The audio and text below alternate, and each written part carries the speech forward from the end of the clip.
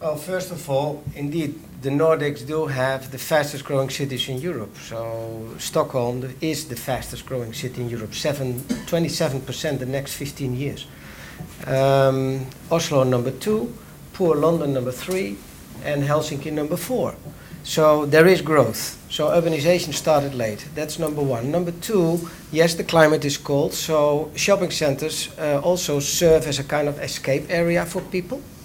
That's also correct. Number 3, if you look where the spending power is, it's in the Nordics. Whatever we say about Finland today, the spending power is at a good level. But if things go down, the Finns have a tendency to talk about that until they are on the ground. But basically, nothing is happening in a very severe way. So it's still a very solid region. And Oslo, Norway, the millionaires in Europe live there. Stockholm and Sweden growing like hell. And Denmark a bit in between, I would say. So there is spending power, but if you look at the atmosphere in the shopping centers, sometimes it's disastrous. When I joined the company 4 years ago, and they showed me the shopping centers in Finland, I thought, my God, this was, and I say it with a lot of respect, but Poland 20 years ago. So the fastest growing cities, people with money in the pocket, escape areas, but in terms of atmosphere, it's all functional.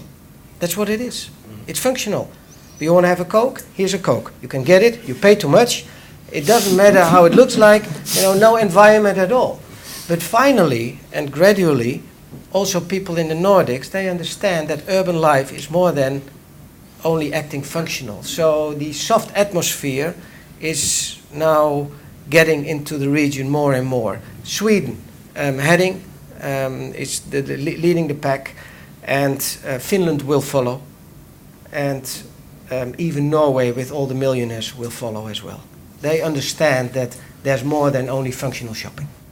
So there's an opportunity, in essence, there to turn around some of these very functional shopping centres. And still, this is a message that I get across many times. Brand penetration, international brand penetration in the Nordics is 35% less than the average in Europe. 35%. So everything is local.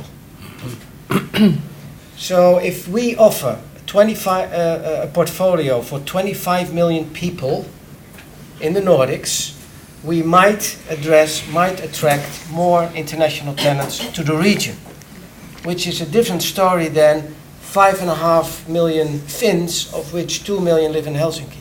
Yeah, I agree with that. And you do go around those Finnish shopping centres, and they are just dull, generally. Yeah. And I know you're putting a lot of money. Yeah, I know you're insulting me, but you're right. It's true. But what is interesting is that the tenant mix is very different. Quite a lot of as we travel around Europe, we see the same tenants in every shopping centre. Finland is different, and Sweden to a degree, and Norway. So that's got to be an opportunity.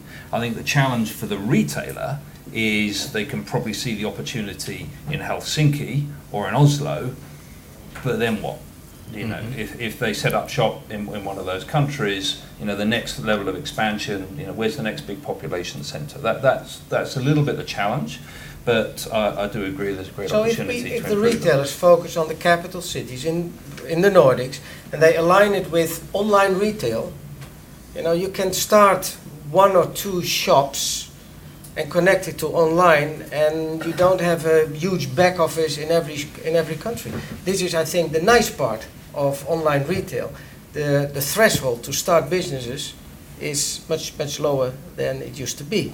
So our strategy is, if you have a nice shopping center portfolio in the capital cities or the largest cities in a 25 million arena, then you can attract more international retailers to the most wealthiest part of Europe.